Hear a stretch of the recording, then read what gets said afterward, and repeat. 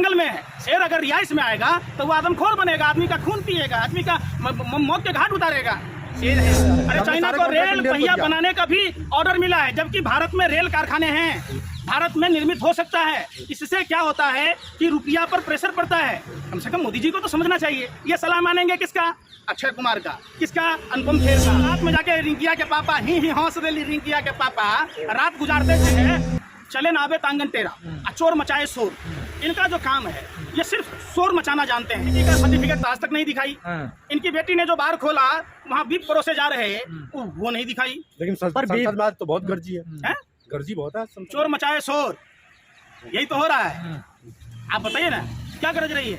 कभी स्मृति ईरानी महंगाई के मुद्दे पर जैसे ये चूड़ियां लेके घुमा करती थी, तो आज ये चूड़ियां क्या कम पड़ गई स्मृति ईरानी के पास? ये चूड़ियां नहीं दिखा रही, क्यों नहीं दिखा रही? मेघालय में भारतीय जनता पार्टी का प्रदेश उपाध्यक्ष बनाड नाबालिग लड़कियों से देह व्यापार कराता था, चगला घर चलाता था। उस पर कोई डिबेट होता देखा है आपने?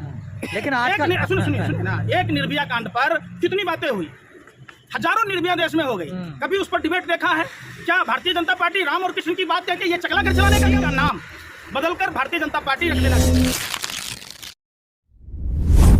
प्रायश्चित कर रही है भाजपा, तो इसमें कोई बुरा थोड़ा ना है।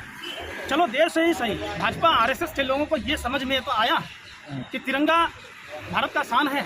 ये वही भाजपा आरएसएस के लोग हैं जो 52 सालों तक अपने कार्यालयों पर झंडा नहीं फहराया, तिरंगों को अपने पैरों को रौंदा। आज सद्बुद्धि आई है, इसलिए उनका स्वागत है। इस बात का विरोध नहीं किया जाना चाहिए। लेकिन कुछ लोग विरोध कर रहे हैं इस बात का। हर आदमी की अपनी अपनी सोच है। मैं तो कहता हूँ आरएसएस के लोगों को, अगर ये सद्बुद्धि देश की आज़ादी की लड़ाई जिस समय चल रही थी उसी समय आई होती तो ये देश के साथ गद्दारी नहीं कर रहे होते, गोरे अंग्रेजों के दलाल नहीं होते, मुखबिर नहीं होते। कम से कम आज़ादी के 75 साल में ये सद्बुद्धि भाजपा को आई है, इसके लिए भारतीय जनता पार्टी को धन्यवाद। मिलकर खुशियाँ मनाइए उनके साथ खुशियाँ कौन मना कर रहा है? आप अगर देश के लिए काम करेंगे, हर आदमी करेगा। हम तो विरोध ही सिर्फ इस बात का करते हैं कि आप सिर्फ तिरंगा मत बांटिए, तिरंगा फहराने की ही बात मत कीजिए, तिरंगे के महत्व को समझिए कि देश में तिरंगा ही चलेगा, दुरंगा नहीं चलेगा। ये जो भारतीय जनता पार्टी का झंडा और नियति जो दुरंगे की है, इसको आप छोड़ दीजिए। तिरंगा जो रियल में तिरंगा का संदेश है, उस संदेश को भी मोदी जी को भगवान सद्बुद्धि दे। तो इसके पीछे भी कुछ क्या चाल है बीजेपी के? बिल्कुल। सबसे पहले मोदी जी को तो ये बताना चाहिए कि हमारा तिरंगा खादी के कपड़े का बना होता है, और उन्होंने खादी ग्रामोद्योग जो समितियां हैं उनको ना देके चाइना को क्यों ऑर्डर किया है? तो तिरंगे का महत्व तो यही समझ में आ रहा है कि वो क्या अहमियत दे रहे हैं। और उन्होंने तिरंगा के प्रति जो झूठा राष्ट्रवाद परोसने की कोशिश की है, वो पूरा भारत का आवाम, एक एक आदमी, भारत का कण-कण में आदमी जानता है कि ये लोग झूठ और फरेब ही लोग हैं, और ये लोग सिर्फ और सिर्फ राजनीतिक फायदा के लिए इस तरीके का तिरंगे का महत्व दे रहे हैं। ये वही लोग हैं जो तिरंगे को अपने पैरों तले रौंदा था, अपने कार्यालयों पर झंडा नहीं फहराया था, तिरंगे का अपमान करते थे। ये वही लोग हैं। विपक्ष के लोग आजकल ईडी से बड़ा डर रहे हैं। आप हमको एक बात बताइए, 5400 से अधिक मामले ईडी में है, तो आपने कह दी असम के मुख्यमंत्री पर कभी ईडी की कार्रवाई होती थी तो डरा नहीं, तो भाजपा में कैसे गया? और भाजपा उसको मुख्यमंत्री कैसे बनाया? ईडी असम के मुख्यमंत्री पर कार्रवाई क्यों नहीं कर रही? बंगाल में आप आइए, जो शुभेंदु अधिकारी पर ईडी की कार्रवाई हो रही थी, वो ईडी अब चुप क्यों है? जो नारायण राणे जी पर कार्रवाई हो रही थी, अब भारतीय जनता पार्टी में वो मंत्री कैसे हैं? अब ईडी चुप क्यों है? ईडी तो ऐसे व्यवहार कर रही है, ईडी का नाम बदलकर भारतीय जनता पार्टी रख देना चाहिए। आप समझिए, जैसे आपने शक्तिमान सीरियल देखा होगा, गंगाधर ही शक्तिमान है, अशक्तिमान ही गंगाधर है। ईडी ही भारतीय जनता पार्टी है, भारतीय जनता पार्टी ही ईडी है। अब तो सुप्रीम कोर्ट ने भी कह दिया कि ईडी गिरफ्तारी कर सकती है उसको। ये सुप्रीम कोर्ट या कोई भी संवैधानिक संस्था कोई अपने आप अपने स्वविवेक से कोई फैसला लेता है क्या देश में? अच्छा, अब सुप्रीम कोर्ट में भी शक है आपको नहीं है? आप एक बात बताइए, राफेल का फाइल दबाने के लिए ही, राफेल में जो घोटाला था, इसीलिए ना रंजन गोगोई को चीफ जस्टिस से ना हुआ, तो उनको राज्यसभा में कैसे भेजा गया? आप बता दीजिए। एक हम ही तो नहीं कह रहे, आप ही बताइए कि क्या बात है। क्यों नहीं? पढ़े लिखे आदमी है, बुद्धिजीवी आदमी, इसलिए भेजा उनको। बुद्धिजीवियों की बुद्धि जीव खा गई है, तभी तो वो देश के प्रति नहीं सोच रहे हैं, वो सरकार की दलाली कर रहे हैं। इसलिए तो सवाल उठता है, सवाल जो उठता है, सुप्रीम कोर्ट क्यों नहीं संज्ञान लेती है हर मामले में? हाँ, महंगाई को लेकर सवाल उठाते हैं। टीवी कह रहा सबसे कम है पूरी दुनिया में भारत में महंगाई। कौन कह रहा? टीवी कैसे नहीं कहेगा? जो हराम का खाता है वो भाजपा का गुण गाता है। पहले तो ये कहा जाता था कि जो अपने माता पिता के होटल में खाते हैं, जो भीख मांग कर खाते हैं, जो ये करके खाते हैं, उसको महंगाई नजर नहीं आती। अब तो भिखारियों को भी महंगाई नजर आने लगी है।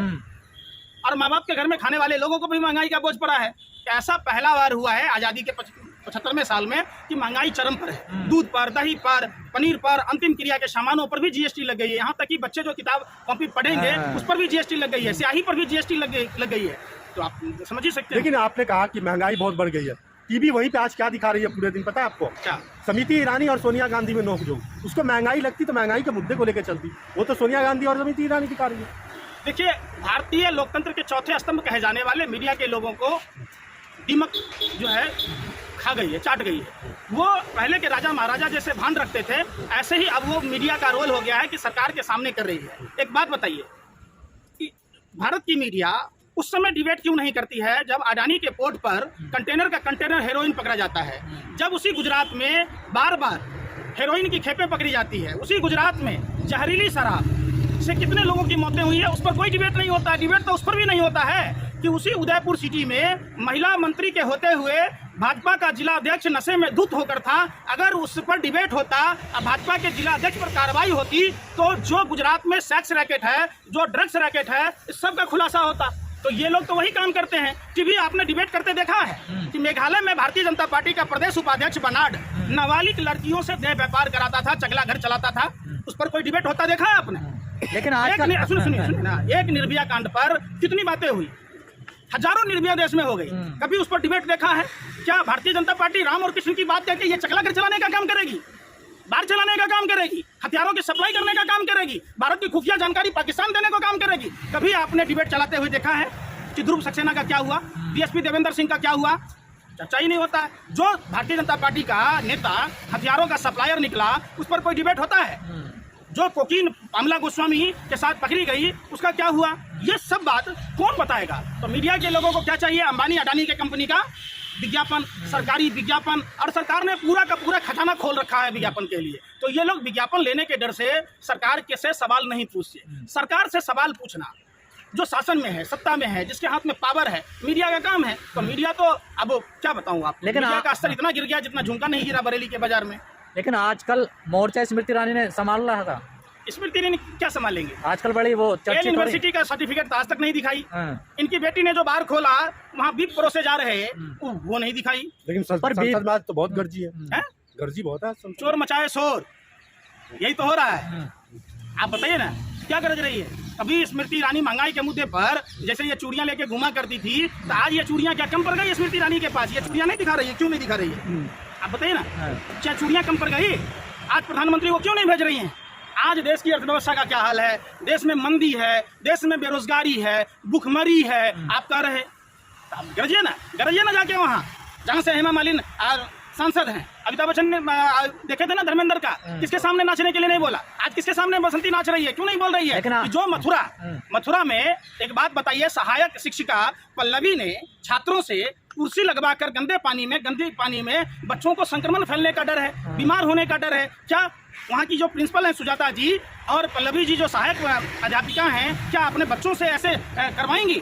उस पर कोई बात नहीं होती कि जो मथुरा कृष्ण की जन्मभूमि है, कहाँ है हेमा मालिनी, कहाँ है स्मृति ईरानी? क्यों नहीं उस पर बोलती है? वो भी तो बच्चे की माँ है। अगर स्मृति ईरानी के बच्चे को भी पानी में, अगर गंदे पानी में कूदा दोगे, खुद जाएंगे? आप बताओ ना। लेकिन आजकल वो गांधी परिवार पे बड़ा हमलावर हो रही है। देखिए स्मृति ईरानी, देखिए क्या है, चले नावे तांगन तेरा, चोर मचाए शोर।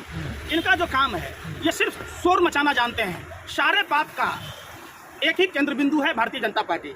आप दुनिया का कोई भी कुकर्म कीजिए और भारतीय जनता पार्टी ज्वाइन कर लीजिए, आपके सारे कुकर्म माफ हो जाएंगे। तो ऐसा क्या है भारतीय जनता पार्टी में? भाई सरकार में है, ईडी है, सीबीआई है, आईटी है, सुप्रीम कोर्ट है, सब कुछ है उसके हाथ में। जो मन चाहे वो कर ले। खोरी गांव का मामला आपको पता है? खोरी गांव में गरीबों के घर तोड़ दिए गए और अमीरों के जो फार्म हाउस हैं, आज तक उस जमीन को कोई पूछने वाला है?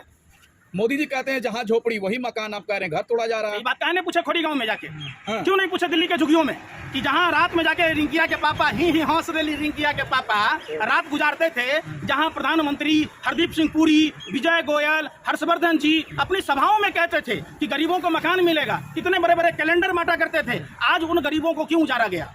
1.25 लाख की आबादी खत्म हो गई, 40 मंदिर तोड़ दिए गए खोरी गांव में, 27 मस्जिदें तोड़ दी गई, 4 गिरजाघर को तोड़ दिया गया, 1 गुरुद्वारा को तोड़ दिया गया। किसी भाजपा के नेताओं के मुंह हलक से जबान तक नहीं निकली। आप कह रहे हैं, आपने अभी थोड़ी देर पहले कहा है कि तिरंगे का कॉन्ट्रैक्ट चाइना को दे दिया है, लेकिन जो गवर्नमेंट की वेबसाइट है जारी हुई है, उसमें इंडियन जो कॉन्टैक्ट लिया उन लोगों का नंबर, कॉन्टैक्ट डिटेल और एड्रेस सब डाला गया। आपका तो चाइना को दे दिया, नहीं दिया है, आपको पता है? अरे आपको पता है? तो इंडियन को कॉन्टैक्ट नहीं मिला। अब चाइना को मिला या नहीं मिला? अरे चाइना को रेल पहिया बनाने का भी ऑर्डर मिला है, जबकि भारत में रेल कारखाने हैं, भारत में निर्मित हो सकता है। इससे क्या होता है कि रुपया पर प्रेशर पड़ता है। कम से कम मोदी जी को तो समझना चाहिए। ये सलाह मानेंगे किसका? अक्षय कुमार का। किसका? अनुपम खेर का। किसका मानेंगे? तो वो यति नरसिम्हानंद का। अरे कभी अमर्त्य सेन से पूछो, कभी रघुराम राजन से पूछो, जो अर्थशास्त्री हैं, ये वेद शास्त्रियों से पूछते हैं। अब बोले कि अमर शास्त्री हैं और शास्त्री तो रघुराम राजन है। उन्होंने क्या कहा था कि नोटबंदी देश के लिए सबसे बड़ा घातक है। आप उनकी सलाह माने होते? नहीं माने। आप मनमोहन सिंह जी का सलाह माने होते? आप वो नहीं माने। आप अमर्त्य सेन जैसे से नहीं पूछे। देश में बहुत सारे लोग हैं। किसका कहना मानते हैं मोदी जी? मोदी जी सिर्फ अपनी बात मानते हैं कि हम सब कुछ सुनते हैं, लेकिन भुट्टा वही गाड़ेंगे जो उनके मन में होगा। शेर का यही काम होता है। अरे ये शेर का काम, यही शेर आदमखोर हो गया है। शेर जो है शेर का काम रिहाइश में नहीं है, शेर का काम जंगल में है। शेर अगर रिहाइश में आएगा तो वो आदमखोर बनेगा, आदमी का खून पिएगा, आदमी का मौत के घाट उतारेगा। शेर है, शेर जंगल का राजा होता है, वैसे ही वो भी ताकतवर राजा है इस देश के। हो गया। जाइए ना लद्दाख में, अरुणाचल में जो गांव बसा लिया, चाइना खाली करवाइए ना, ताकतवर है तो। नेपाल ने जो जमीन कब्जा कर लिया उसको खाली करवाइए ना, क्या नहीं करवा रहे? तो राजनाथ सिंह कह तो रहे हैं चीन की मंशा ठीक नहीं है। सरकार क्यों नहीं मान रही है? मोदी जी इस पर देश से क्यों नहीं आप संसद में वक्तव्य दे रहे हैं? आखिर मोदी जी को माफी मांगने में डर किस बात का है? माफी मांगे मोदी जी कि चाइना को जो क्लीन चिट दिया, जो हमारे सेना के जवानों की शहादत हुई थी, उस पर पानी फेरने का काम किया था। ये प्रधानमंत्री को माफी मांगना चाहिए था देश से कि न गुस्सा है न गुस्सा है। अरे ये क्या बनने का भैया मतलब है? आप बताओ ना। तो राजनाथ सिंह जी झूठे हैं कि प्रधानमंत्री झूठे हैं? ये तो राजनाथ सिंह जी के बयान से साफ स्पष्ट है।